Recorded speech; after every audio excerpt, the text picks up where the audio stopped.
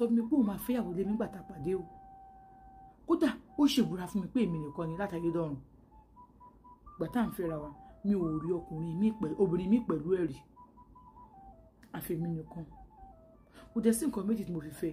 kò ṣe pé bí owó ló náwó náà bẹ́yẹn náà àjọ ń plan ni kódà àti ìfẹ́ra wa délé tàjọ plan bá ṣe máa ra lẹ̀ owó lẹ̀ ni o àmọ́ tó wá ní kó fẹ́ ra lẹ̀ tí máa sọ pé kó fún mi lówó kinní kan ṣó máa rí lẹ́ra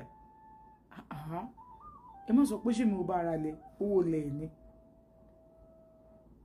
Ẹ káàbọ̀ sórí ètò Gbọ̀nà Tóyìn àti Ṣò ló wá ṣe wà kẹ́dọ̀ lóòótọ́ ètò yìí ẹ wá nǹkan fìdílé ká máa fi tí pé ọ̀rọ̀ tó pọ̀rọ̀ báyìí lọ́mọ ilé ti máa ń jẹ ẹ wò ó Ṣẹ̀rí Kazeem Christian lèmi fẹ́ o bọ̀bọ̀ Muslim ni bó láti bẹ̀rẹ̀ pẹ̀pẹ̀ wọn ni àwọn tí ń kó wọn lọ sí church so Christian ni wọ́n mo dẹ̀ sọ fún Kazeem pé olórogún ni mo ti jáde mi ò fẹ́ lọ sílé olórogún ó dẹ̀ ṣèlérí fún mi pé láyé lọ́run òun ò ní fẹ́yàwó lé mi ilé jẹ́ kí inú mi dùn tára mi sì yà pé kò ní fẹ́yàwó lé mi a ṣègbéyàwó ó ti ralẹ̀ ká tó ṣe kíní kódà gan mi ò tí ì fẹ́ mo ti máa lọ sí sáìtì lọ ṣiṣẹ́ ìyàwó ń bẹ̀ àti ṣeun ó ralẹ̀ ó kọ́lé a gbé ká ṣe wedding sínú ilé tó kọ́ àmọ́ kò ṣe kíní a ṣàṣe wedding kò kú sùn mẹ́fà tá a ṣe wedding dákó lọ sílé wa a dẹ̀ plan pé àníjọ ní oyún ó tó di láì tó pé a parí ilé wa tán so mi ò ní oyún ohun tí wá tí a bá parí ilé wa tán tá a kó débẹ̀ kódà a máa tó ṣeré ọdún kan ká tó lóyún plan wa nìyẹn a dẹ̀ ṣọ́ síbẹ̀ nígbà tá a kó délé wa tán everything lọ bó ṣe yẹ kó lọ àti ṣeun kò pé ọdún kan àtàbọ̀ àbí sọ pé ọdún kan àtàbọ̀ kò pọ̀jù méjì tí mo ti mọ̀ pọ́kọ mi ń fẹ́ obìnrin kan nígbà tí mo mọ̀ mo confront ẹ̀ Kazeem ò kí n parọ́ o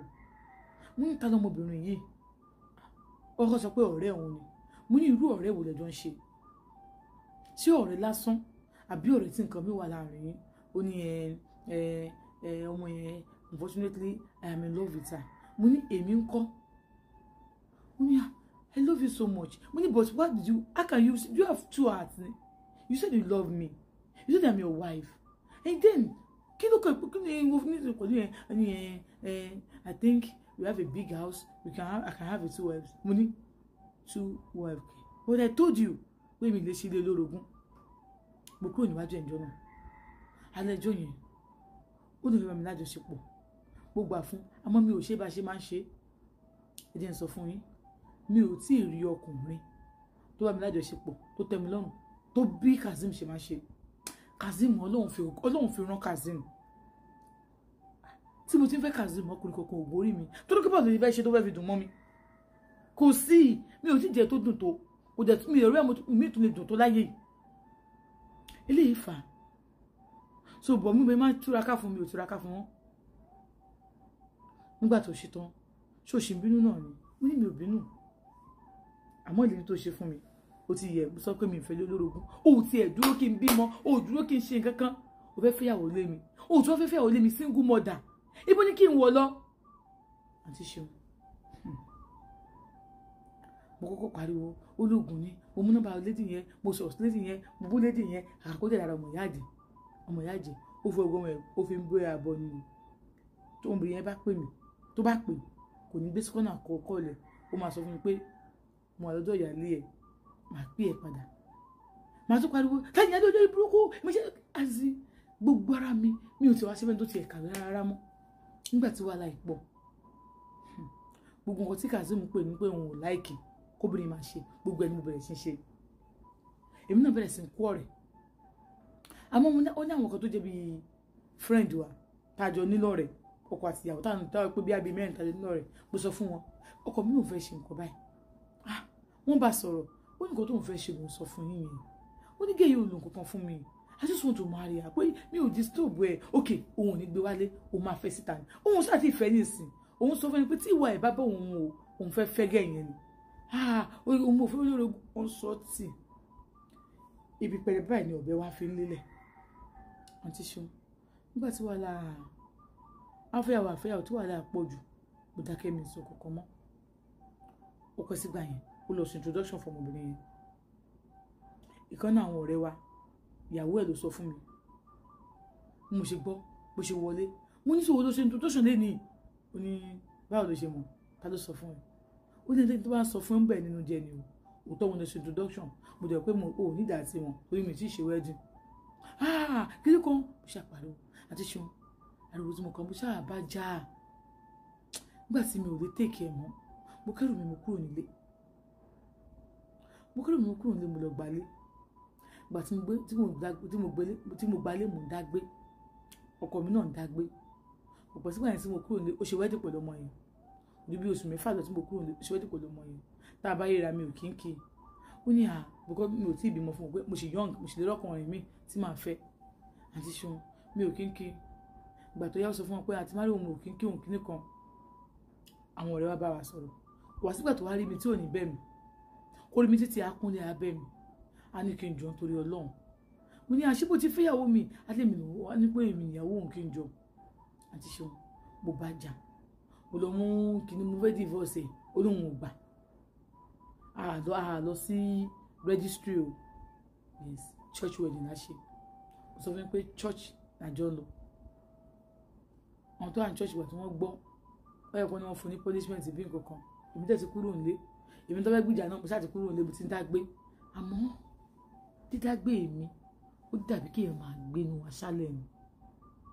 kò sọ́kùnrin tí mo bá pàdé tí ìwà rẹ̀ tẹ́ mi lọ́rùn bí ìwà Kazeem kò sọ́kùnrin tó bá mi sọ̀rọ̀ tó ń sọ̀rọ̀ bí Kazeem ṣe máa ń sọ̀rọ̀ kò sọ́kùnrin tó bá mi lájọṣepọ̀ tájọṣepọ̀ rẹ̀ dàbí ti Kazeem they are nothing to Kazeem nígbà tó sú mi tó ti bẹ̀ mí àmájọ ń sọ̀rọ̀ nígbà tó wáyá o tí bá ti mí ìsẹ̀ mo máa pè é àmájọ pàdé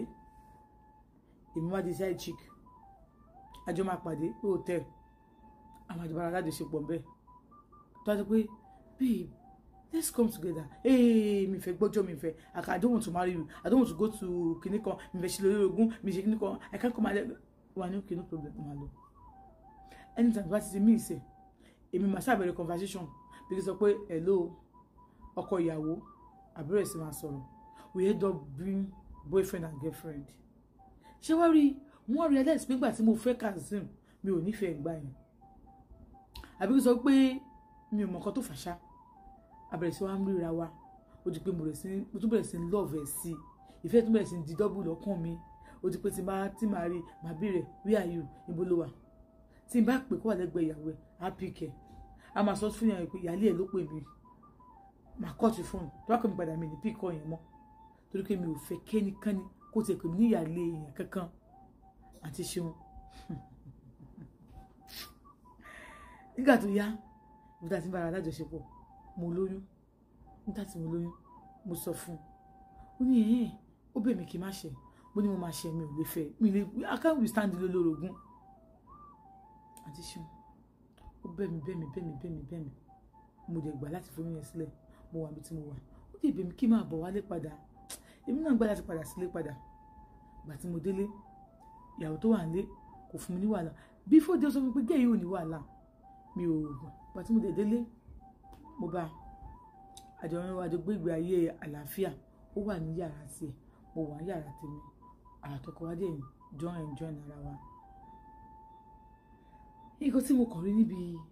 ọ̀rọ̀ yìí ni wípé àǹtí Ṣeun ní ọ̀pọ̀ ìgbà a máa ń rò bóyá nífẹ̀ẹ́ ọkọ tá a fẹ́ tàbí ìyàwó tá a fẹ́ àmọ́ tí a bá miss ara wa some relationship just need distance ẹlẹ́ẹ̀kejì ẹ̀yin ọkùnrin tẹ́ bá wo fídíò yìí so possible kẹ́ ẹ nífẹ̀ẹ́ obìnrin méjì papọ̀ is the biggest question I want to ask myself àwọn kan ti dáhùn wá ní irọ́ ni ọkùnrin lè nífẹ̀ẹ́ obìnrin méjì papọ̀ àwọn kan sọ pé òótọ́ ni ó lè nífẹ̀ẹ́ obìnrin méjì papọ̀ so possible kẹ́ ẹ nífẹ̀ẹ́ obìnrin méjì papọ̀ at a time. Thank you so much. God bless you.